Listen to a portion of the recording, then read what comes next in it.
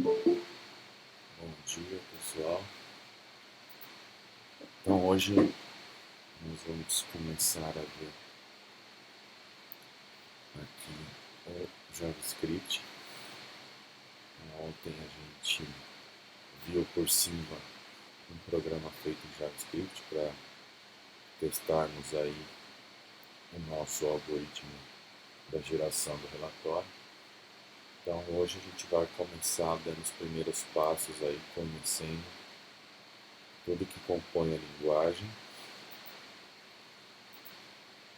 Então, hoje a gente vai ver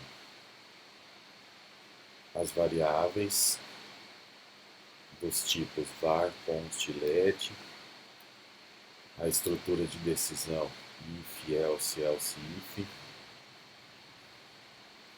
a estrutura de decisão switch case, o laço for, o while, o do while e vamos ver algumas armadilhas aqui do loop infinito. Então, para começar, vamos entender sobre as variáveis. As variáveis a gente já viu lá no curso de lógica. Dar um novo arquivo.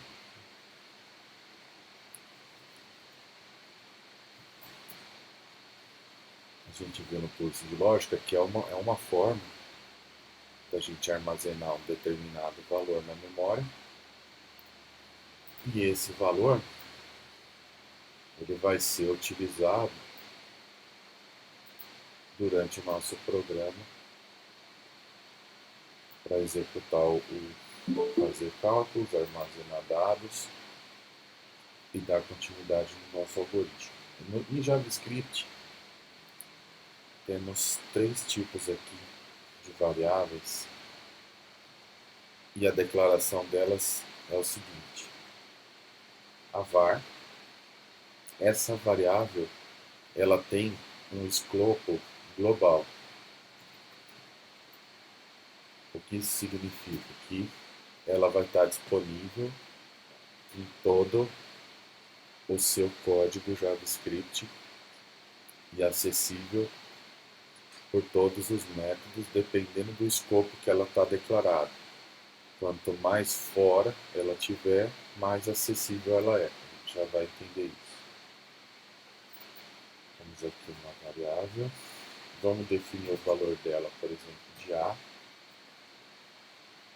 Em JavaScript, JavaScript é uma linguagem fracamente tipada, o que significa que, ao declarar uma variável, eu estou reservando para ela um espaço na memória, e esse espaço não está destinado a um tipo primitivo, ele é um tipo mutável, porque o que ele armazena é um objeto interpretável pelo interpretador de JavaScript.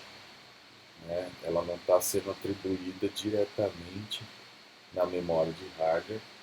A runtime do JavaScript, o programa que interpreta o código JavaScript e processa a linguagem, este programa sim é que vai se preocupar com o gerenciamento da memória e com a execução dele junto ao sistema operacional.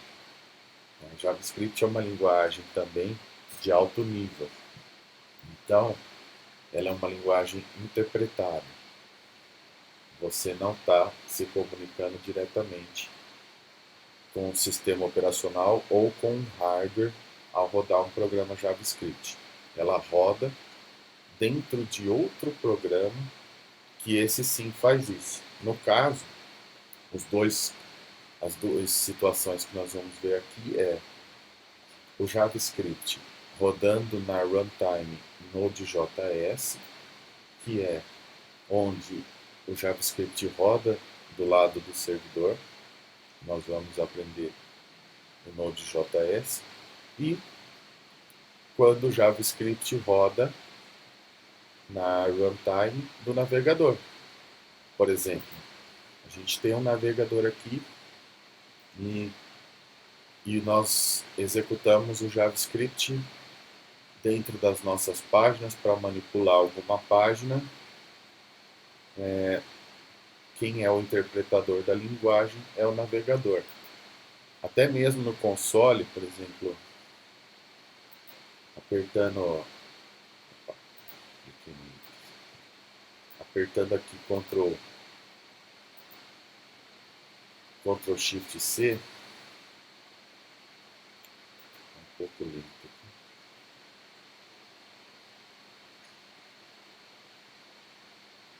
Aí depende do sistema operacional. Ele abre aqui o inspetor do navegador e eu posso rodar JavaScript aqui direto no console, por exemplo. Var igual a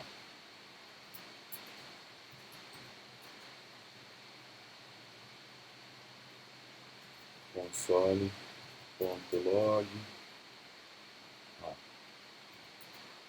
E aqui ele me imprimiu lá. Então, dentro do próprio navegador do Google Chrome, a gente tem essa área de inspeção de código aqui, que tem um console que mostra aqui a nossa execução de JavaScript. Então, nesse caso, o navegador é a runtime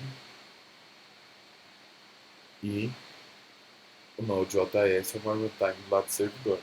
Uma curiosidade é que o Node.js ele foi construído utilizando a engine V8 do Google Chrome.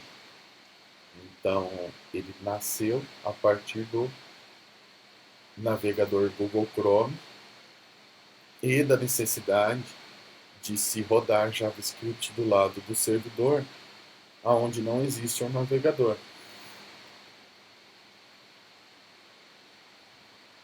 Então vamos lá, a variável A. E como eu estava falando sobre os tipos, né, fracamente tipado, o que isso significa?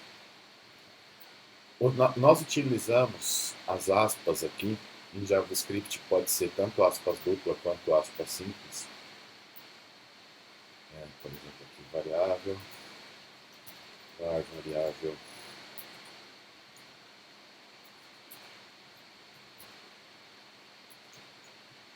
V2 é igual a B,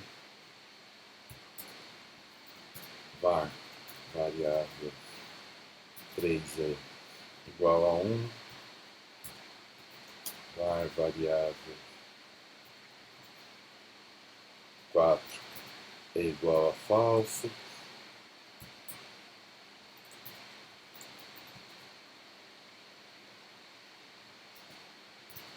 dois ponto três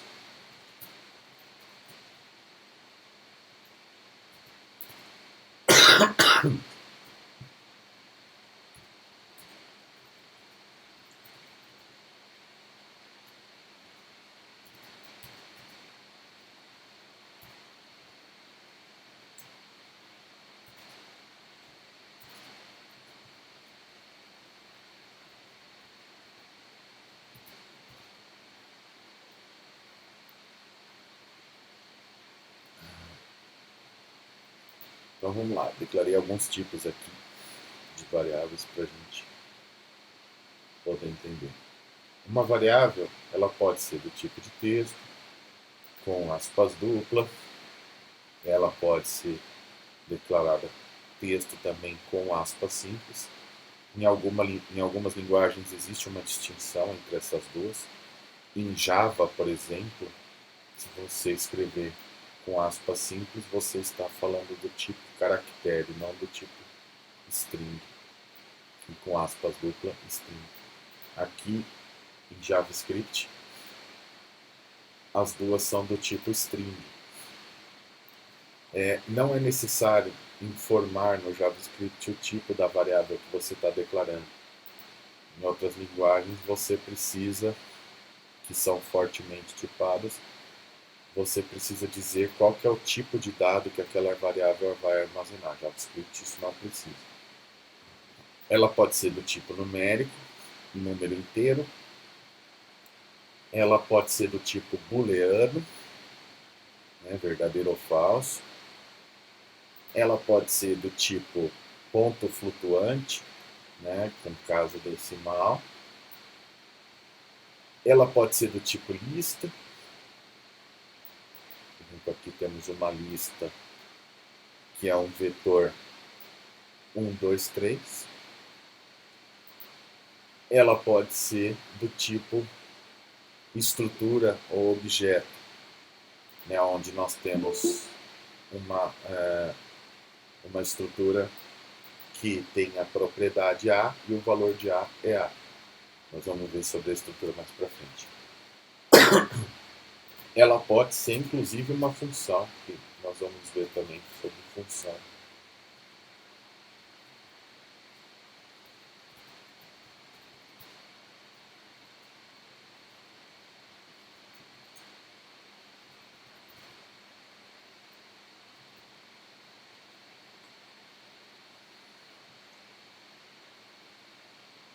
Então, aqui temos diversos tipos de variáveis. Nós temos também as constantes.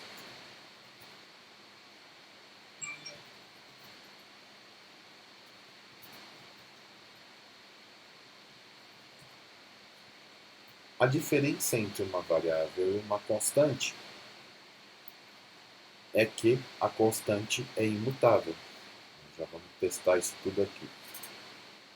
Quando a gente declara uma constante, por convenção, na maioria das linguagens, nós utilizamos caixa alta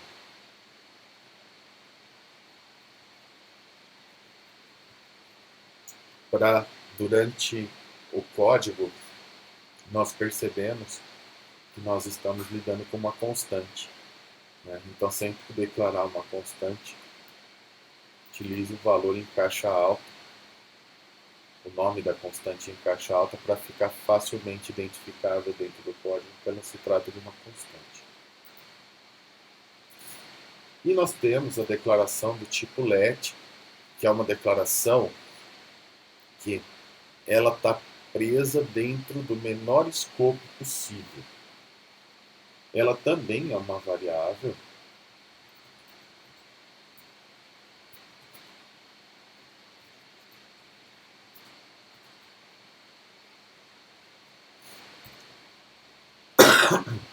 então, aqui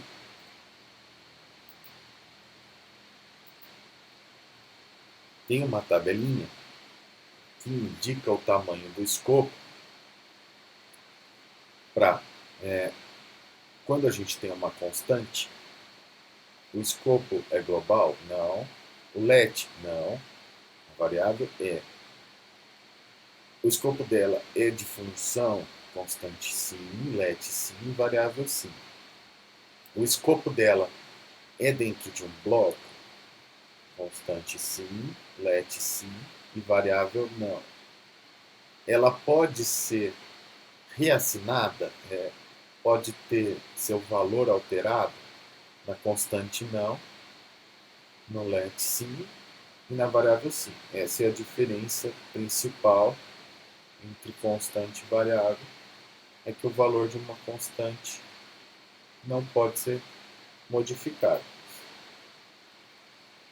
Por exemplo,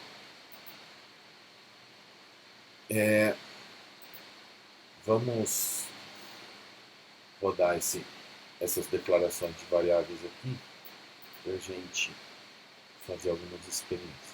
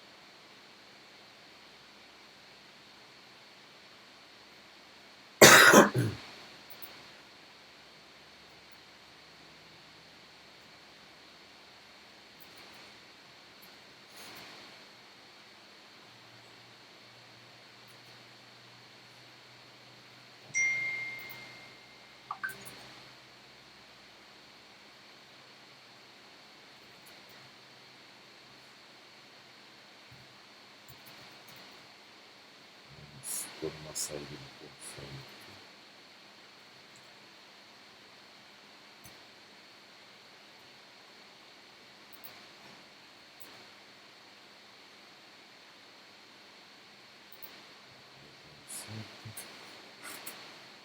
Macete. Não. O arquivo está fora.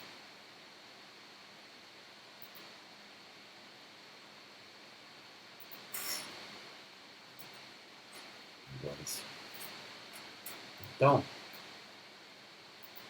vamos fazer algumas operações com as variáveis para entender. Aqui, em relação ao escopo global, eu declarei diversas variáveis aqui e fiz uso de uma variável aqui para imprimir no console. E se eu imprimir no console antes de eu declarar a variável? Vamos fazer esse teste aqui. Vamos imprimir aqui a variável 2 no console antes da gente declarar essa variável.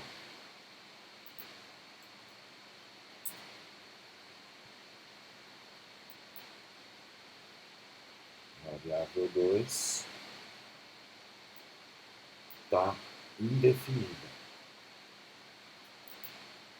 E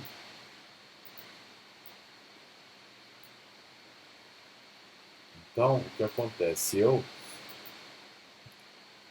comecei o uso de uma determinada variável, só que ela não havia sido declarada. Agora vamos ver se eu mover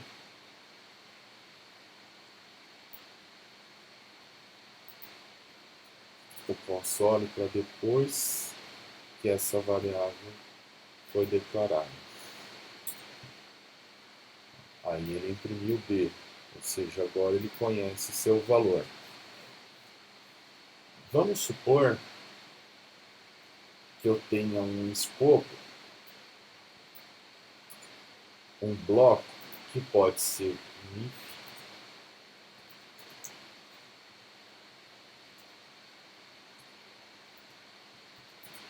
dentro do if,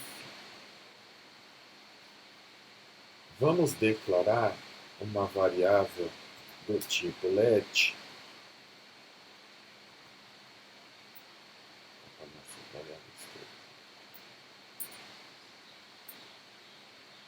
Aliás, deixa eu deixar.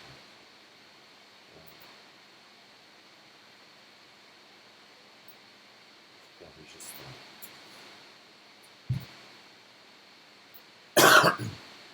Vamos declarar aqui dentro desse bloco let teste é igual a teste. Vamos imprimir aqui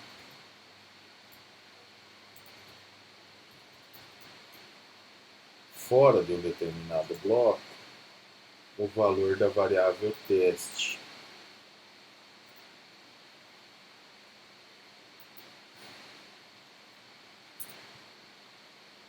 Ele deu um erro, porque teste declarada com o tipo last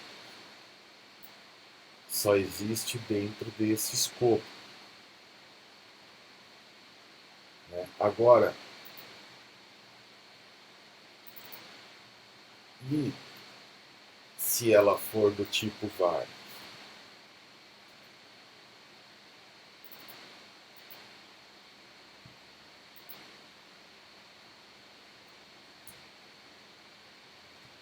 Se ela for do tipo var, eu imprimi.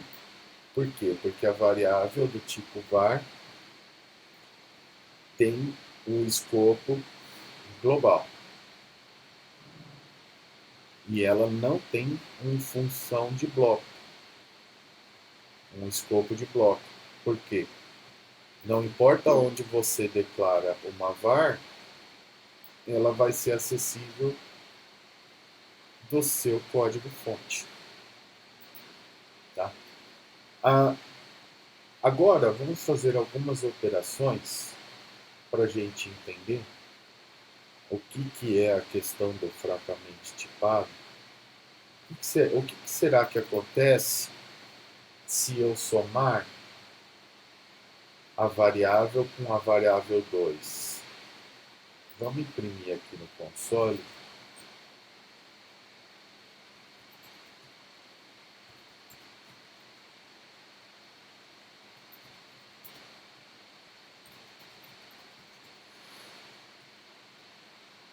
O que acontece se eu somar a variável mais variável 2?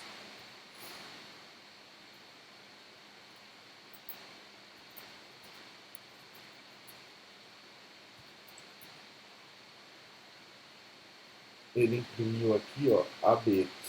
Por quê?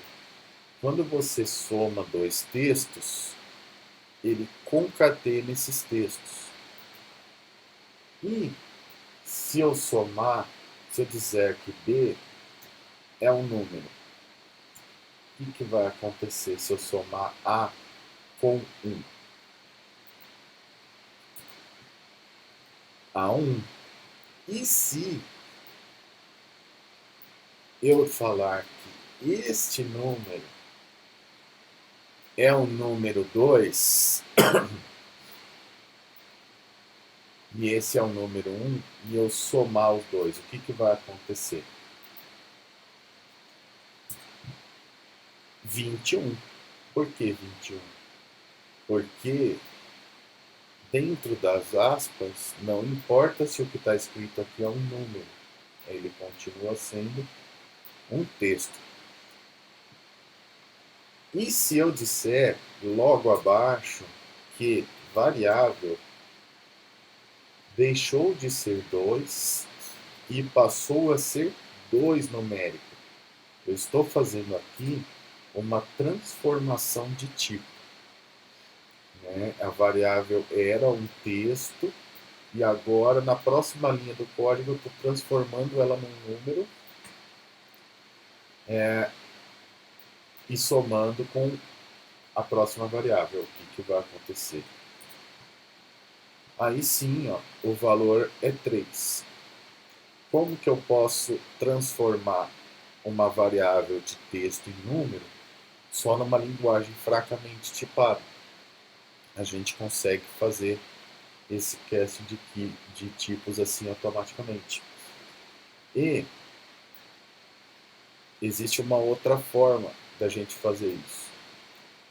Vamos supor que eu quero pegar esta minha variável de texto e transformar ela num número inteiro.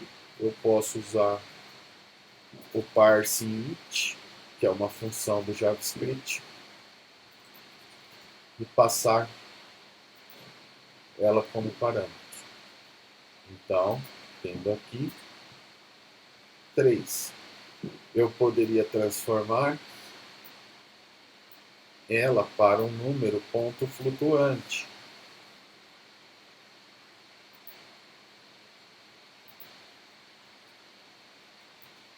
Em 3. Porém, no número ponto flutuante, eu poderia ter uma casa decimal aqui, que no número inteiro eu não teria. E aí a gente tem 3.3. Tá? E a gente vai ver as diferenças entre os tipos de variáveis e os tipos de dados agora, conforme a gente for avançando. O importante são esses conceitos mais básicos e que a variável ela é usada para armazenar uma determinada informação na memória enquanto seu programa executa. If, else e else if. Como a gente viu lá em lógica,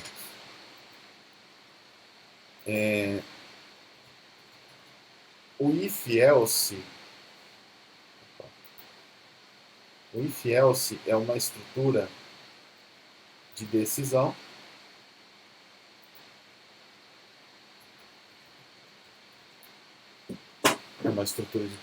que precisa retornar verdadeiro ou falso para que um determinado bloco de código execute. Então, Nós trouxemos aqui em JavaScript alguns operadores. Da mesma forma que nós vimos em lógica, os operadores são maior, menor, maior ou igual, menor ou igual. Aqui, ó, vejam que o diferente ele é simbolizado por uma exclamação igual, e o igual é simbolizado por dois iguais.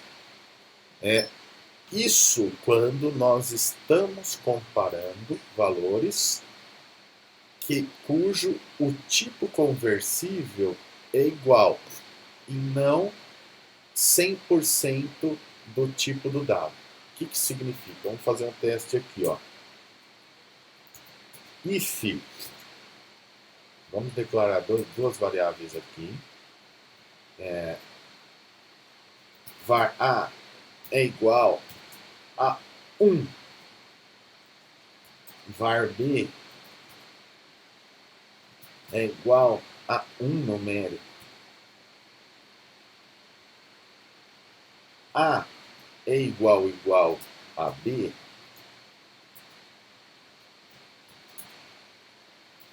Console.log A é igual a B.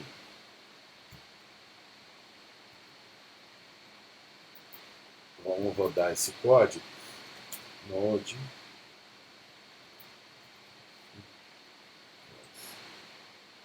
Pronto, juntar isso. Ó, tá vendo? Ele imprimiu aqui que A é igual a B, ó. Porque nós usamos dois iguais para comparar. E ele falou que o número 1 texto é igual ao número 1 numérico. E se a gente usar aqui no JavaScript, para a gente comparar o conteúdo conversível e o tipo de dado, em JavaScript nós usamos três iguais. Então, A é igual a B. Console.log A é igual a B.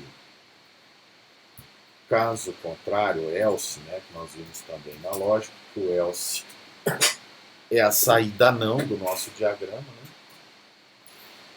Caso contrário, vamos imprimir aqui no terminal console.log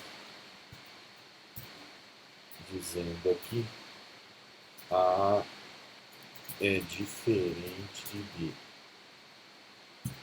Então vamos rodar esse código aqui para a gente entender.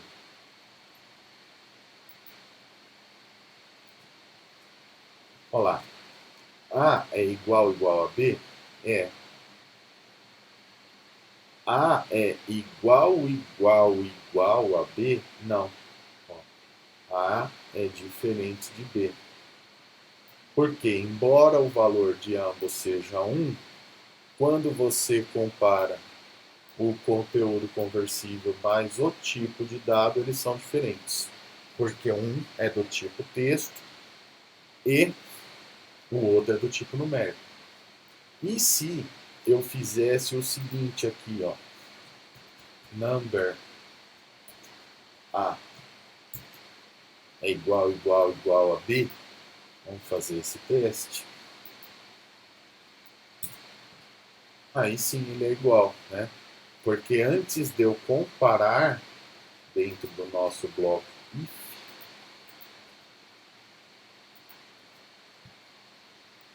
eu transformei ele em número com a função number do JavaScript, para aí sim eu comparar com B. Isso é muito comum acontecer no código, tá? Você faz uma operação que gera um resultado não numérico em cima de um número, ou você está lendo um arquivo de texto ou qualquer registro que pode ser um texto, mas você precisa fazer uma operação matemática no valor. Então você precisa fazer o cast, né? Precisa converter para o tipo de dado correto antes de fazer uma operação. Então, o if é exatamente como nós vimos na lógica, né? Nós temos uma caixinha de decisão, if, else, né? Uma condição ou outra. Mas nós também podemos ter o if alinhado, por exemplo, if A é igual a B. Ó, if A é igual a B.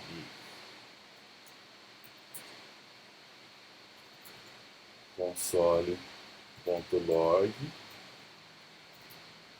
if. Nós temos o alinhado que é o else if. Else if A é igual a B,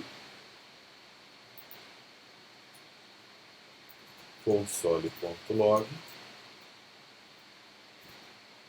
entrou no else if. E else console.log entrou no else. Então vamos rodar esse exemplo aqui, que significa o quê? Eu primeiro testo esta condição. A é igual a B. Caso essa condição seja verdadeira, ele vai entrar e executar este bloco de código. Caso não seja verdadeira esta condição, nós vamos tentar mais uma vez com else if verificar se essa outra condição é verdadeira. Caso ela seja, ele vai executar este grupo de código aqui, essa linha de código. Caso nem a primeira nem a segunda seja verdadeira, o programa vai executar o que está dentro de else, como sendo a terceira saída aqui do bloco de decisão. É uma convenção, é uma boa prática, sempre que você tem um if, você ter um else. Isso torna o seu código mais legível e mais facilmente testável. Né? Um if, ele funciona sozinho, como esse aqui. Um else não funciona sem um if, e um else if também não funciona sem um if. Mas é uma boa prática sempre terminar um bloco de instrução if com um else, porque simboliza o que está acontecendo caso, né, aquela instrução que está sendo testada não seja verdadeira. Isso na cabeça do programador que estiver fazendo pode estar muito claro, mas para quem está lendo o código, o que está acontecendo com o senão daquele código. Né? Então é sempre uma boa prática ter um else para todo isso. Então vamos salvar esse código aqui e vamos executar para ver. Ó, entrou no else if, ou seja, ele falou que A é igual a B apenas, ele não é igual a B. Então ele entrou aqui e imprimiu esse trecho de código. Como a gente viu em lógica também, nós temos os operadores. Vamos fazer isso. Vamos fazer uma variável C é igual a 5 e uma variável D é igual a 6. E uma variável I igual a 7. Nós também temos a hierarquia de parênteses e os operadores lógicos. Primeiro, sobre a hierarquia de parênteses. Quando a gente declara um if, a gente tem aqui um bloco de código. Tem aqui um bloco de código que vai acontecer tudo caso aquela condição seja realizada, vai acontecer nesse bloco de código. Se você não declarar a abertura e o fechamento de chave num if em JavaScript, ele vai executar só a linha seguinte, como após a condição ter sido testada. Então, é como boa prática também, mesmo que você tenha uma instrução só, sempre declarar o seu bloco de código, que torna isso mais legível para quem estiver olhando o seu código, quem estiver dando manutenção ao seu código. Então, vamos fazer o primeiro teste aqui. If C é menor, C é menor do que D, ou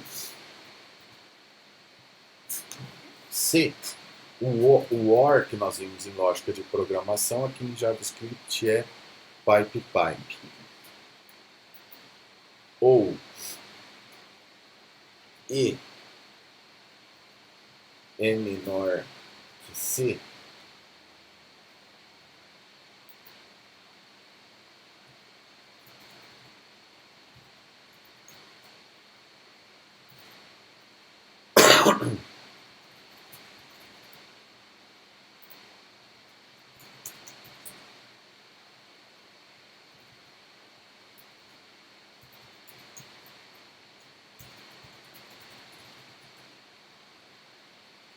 então, aqui, vamos testar o nosso if.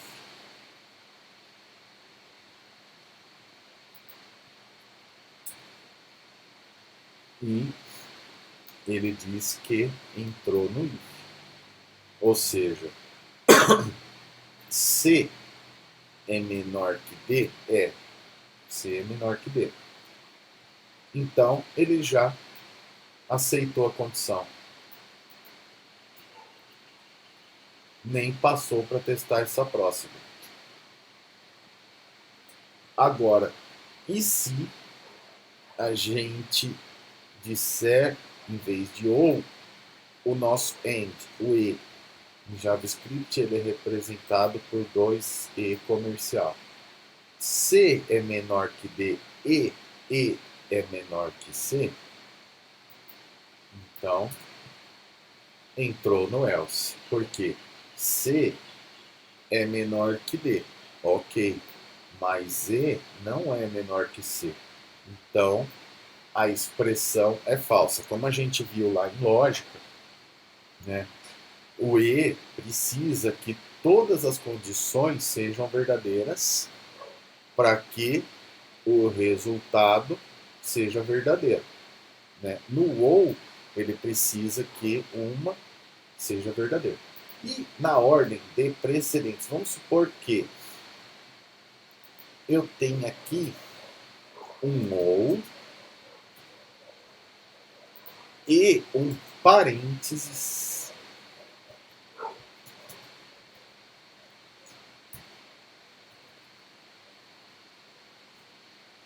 ou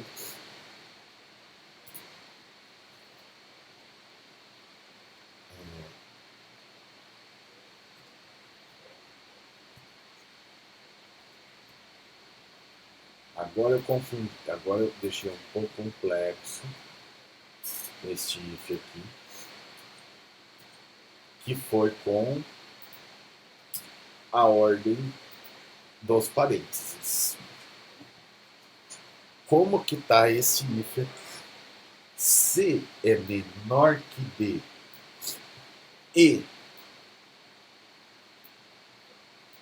E é menor que C ou E é maior que D, então vamos ver qual que é a saída dessa condição aqui.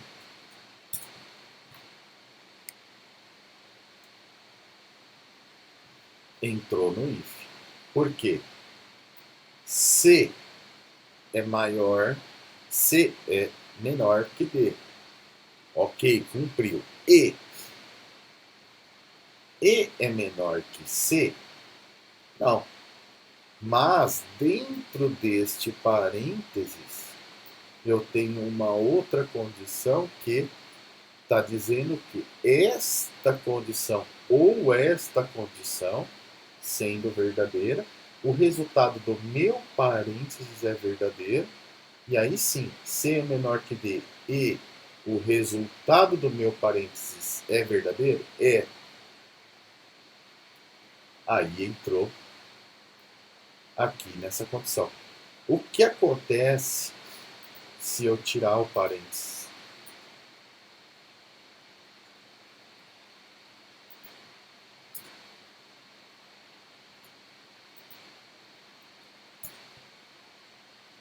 Continua dando certo. Por quê? Porque pela ordem da precedência, este parênteses, esse parênteses está numa sequência lógica correta para aqui.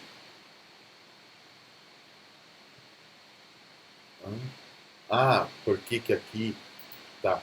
O terminal, ele só imprime aqui um valor, né? O terminal é a saída desse código, né? Tudo que a gente escreve console.log, que é uma função do JavaScript aqui, ele vai imprimir no terminal quando a gente executa o programa. Mas, para a gente utilizar qualquer função, a gente tem que passar o parâmetro aqui, e esse parâmetro que nós estamos passando é do tipo texto. Então, é como se a gente estivesse fazendo isso aqui, ó. Por exemplo, var log é igual a entrou no if. Declarei uma variável log aqui. E aí eu vou passar esta variável log aqui para o console.log. Então ele vai imprimir o valor dessa variável. É que aqui, ao invés de eu declarar uma variável e passar ela para o console, eu simplesmente estou escrevendo um texto aqui, que é uma string, e por isso ele tem que estar dentro de aspas. Mas o terminal é a saída de dados. No terminal, aqui no terminal do Visual Code, tem uma diferença. Quando ele imprime um texto aqui no terminal, ele imprime um texto em branco. Quando ele imprime um número, ele imprime em outra cor. Quando ele imprime um objeto, ele imprime em outra cor, para que fique mais amigável à leitura. Por exemplo, aqui ele vai imprimir log e eu vou fazer console.log e eu vou falar para ele imprimir C, que é um número. Então, vou rodar o programa de novo.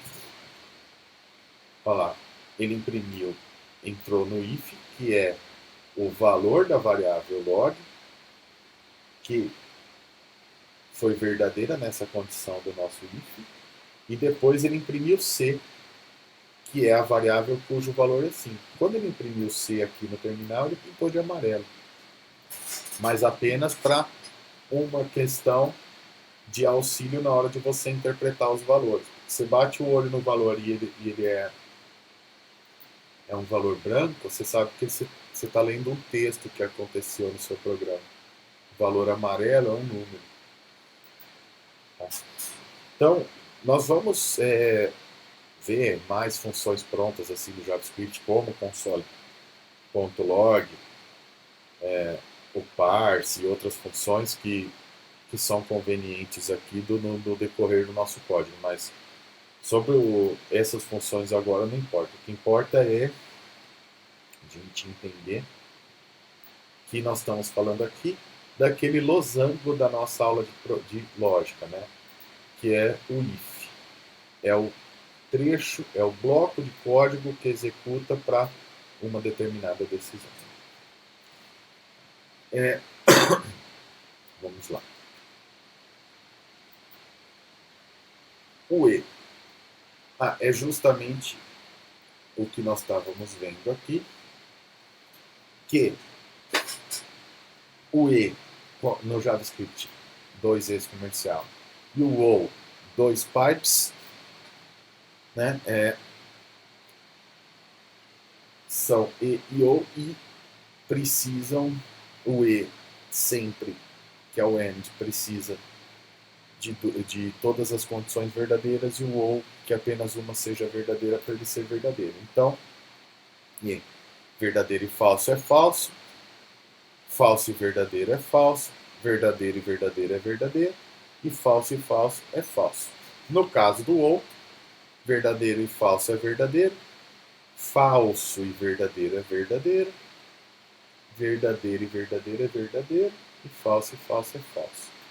Aqui temos mais alguns casinhos aqui, com a precedência dos parênteses, né? Com mais alguns casos de teste.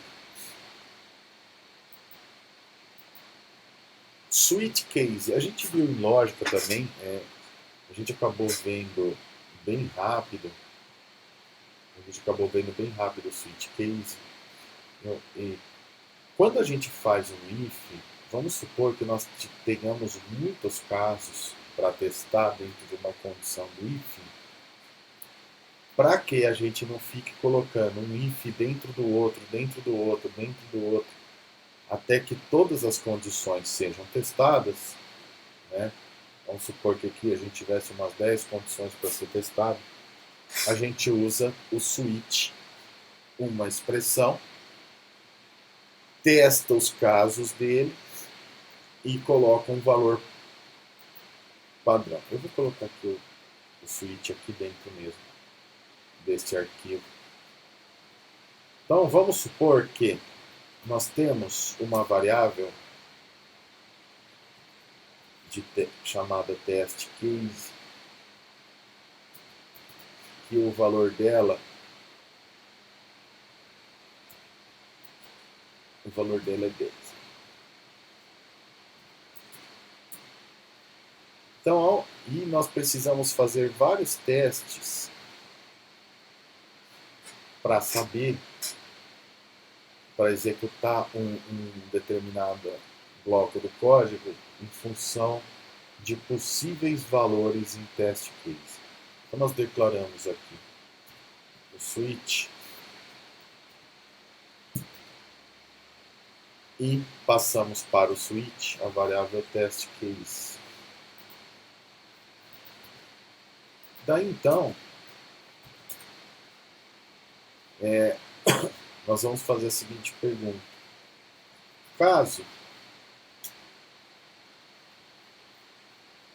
Caso seja 1, então vamos imprimir no console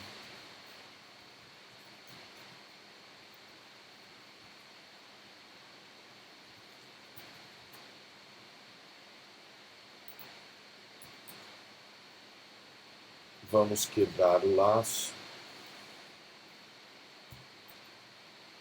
para que ele nem teste as demais condições.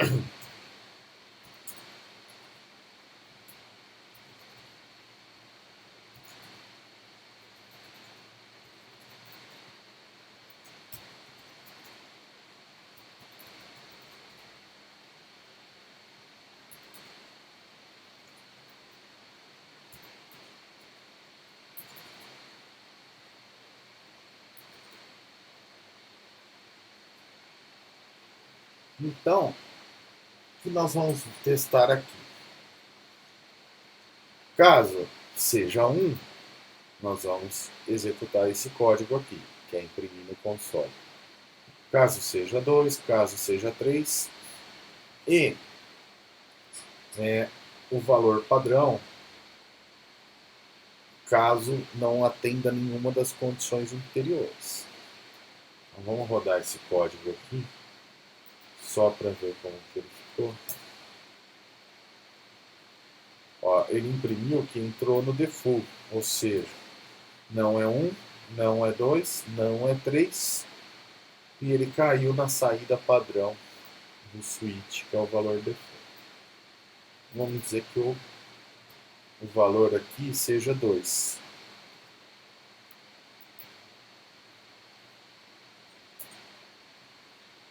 Aí ele vai imprimir aqui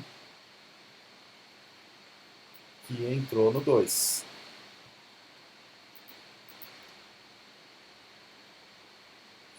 A pergunta aqui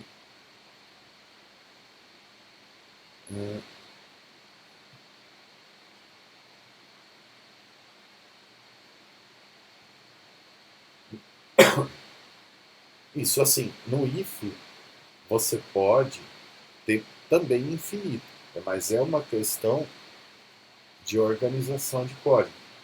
Aqui no switch case você também pode ter infinito. Eu só coloquei 3 aqui para não ficar escrevendo infinito, mas pode escrever. E no else if aqui também. Vamos supor, ó,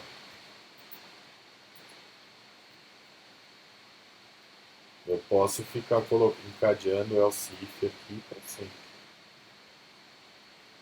E é aí que entra o problema.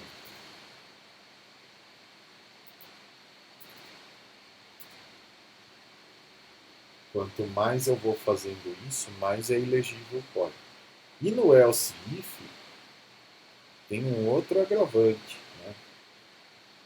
Não só o else if, mas o problema é quando a condição não cabe estruturalmente para ser feito um else if, e a gente acaba fazendo esse tipo de coisa aqui, ó. If true. Aí a gente coloca um outro if aqui dentro, para uma outra condição secundária, e aí a gente faz isso. E aí de repente um desses ifs aqui tem um else, e aí dentro desse else você tem uma outra condição de if. Isso aqui vai tornando o código bem ilegível e difícil de dar manutenção. E quando você bate o olho nesse tipo de coisa aqui no código, você tem que ficar prestando atenção e testando mentalmente da onde veio, para onde foi, por que ele sairia, será que saiu, isso aqui é horrível. Então, o switch é uma forma de você estruturar um código com múltiplas decisões de forma mais amigável e mais limpa para você poder entender e dar manutenção nisso tudo aí. E o switch ele tem uma pequena armadilha, né? Vocês viram que eu coloquei o break aqui a cada condição. Se eu tirar o break, eu vou tirar o break do 2 aqui, ó. Pra gente ver o que acontece. Vou tirar, vou pôr um comentário. Ah, esqueci de falar de comentários, mas depois eu falo. Mas eu vou pôr 2 barras aqui. Significa que isso aqui é um comentário de código. O interpretador vai ignorar essa linha. Nós usamos comentários de código quando a gente quer desativar alguma parte do código ou quando a gente quer fazer o que realmente ele é proposto, deixar um comentário no código. Por exemplo, eu vou fazer um comentário aqui de uma linha. Este é um exemplo do switch. E é uma boa prática sempre escrever comentários no seu código, para que os outros programadores saibam, e até você mesmo no futuro, seu eu do futuro, saiba o que você queria com aquilo quando você fez o código. Né? E existem os comentários de múltiplas linhas também, né? Que são escritos desta forma.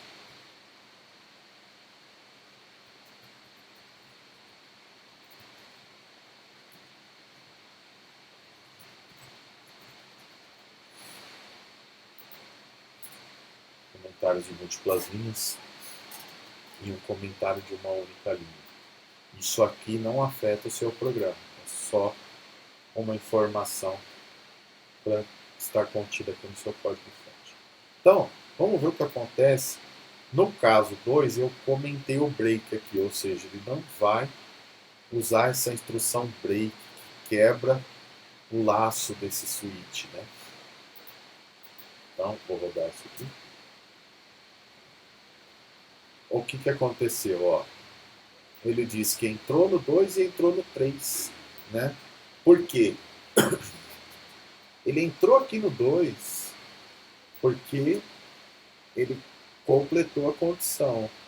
Mas como ele não parou, mesmo que a condição do 3 não seja verdadeira, ele entrou aqui. Então, por isso é importante que sempre após a execução da instrução do bloco, utilize o break para ele interromper, porque o switch ele é um loop, né? Para você interromper este loop. Eu havia preparado para hoje, para nós falarmos de mais assuntos, mas acabou o tempo, então o que eu vou fazer? Eu quero falar nesses minutos, né, e aproveitar para a gente tirar mais dúvidas caso existam, sobre a IDE. Né? A IDE que eu estou usando aqui é o Visual Code, tá?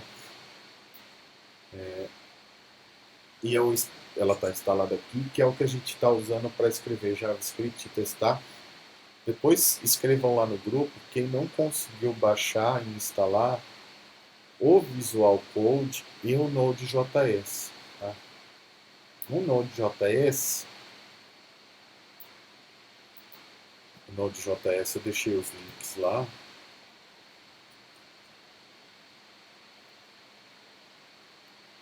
Né? Tem aqui o download do Node.js. Tem instalador para Mac, para Windows e tem o código-fonte aqui para Linux e tudo mais. Tem também instalador para Linux. E o Visual Studio Code, que é essa IDE, né, que é esse programa aqui que eu estou usando para escrever código. Também ele está disponível aqui para Windows, para Linux e para Mac, tá? Para baixar e instalar. Esse programa é feito pela Microsoft, mas ele é um programa gratuito para baixar e instalar. O Node.js também é um software gratuito para a gente instalar. E o nosso código-fonte, depois eu vou falar um pouco sobre o Bitbucket, sobre o Git. Nosso código-fonte das aulas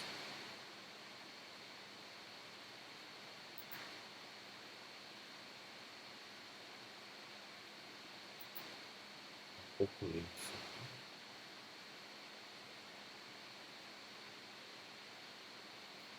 Eu estou guardando aqui no Bitbucket,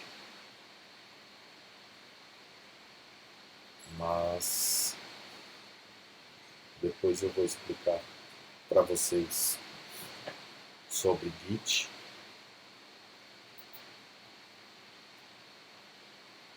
Está tão lento hoje.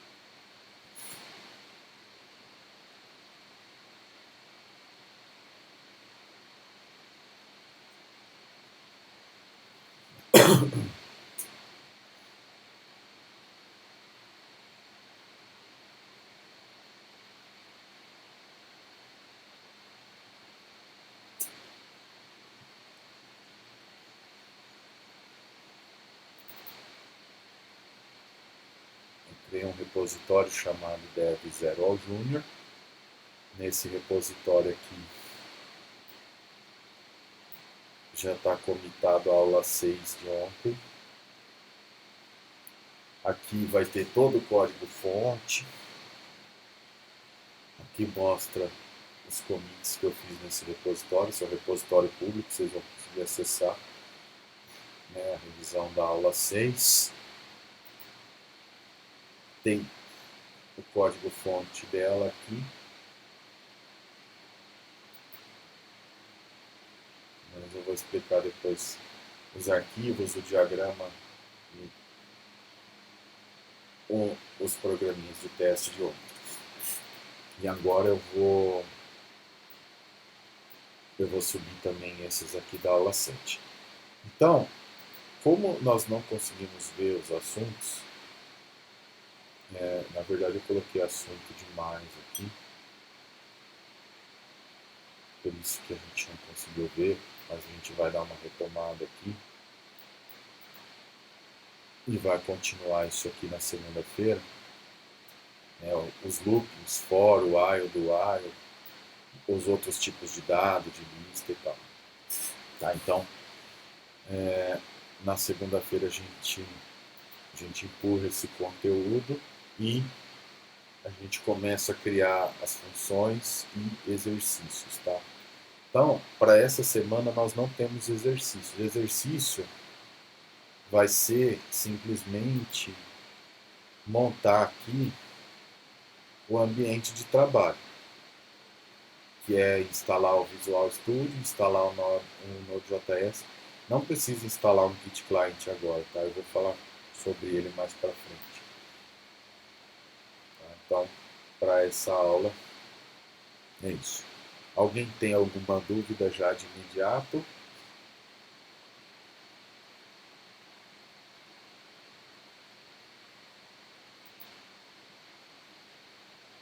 Então, por hoje é isso. Obrigado pela presença de todos. E na segunda-feira a gente volta para os laços e reforça o conhecimento aqui em cima das variáveis, dos ifs.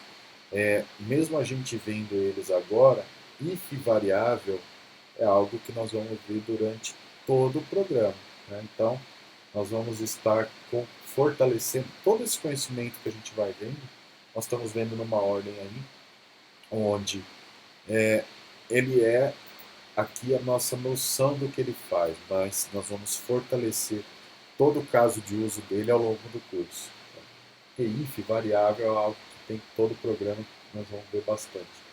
Switch case também, e os laços que nós vamos ver a partir de segunda-feira. Então, obrigado pessoal e até segunda-feira.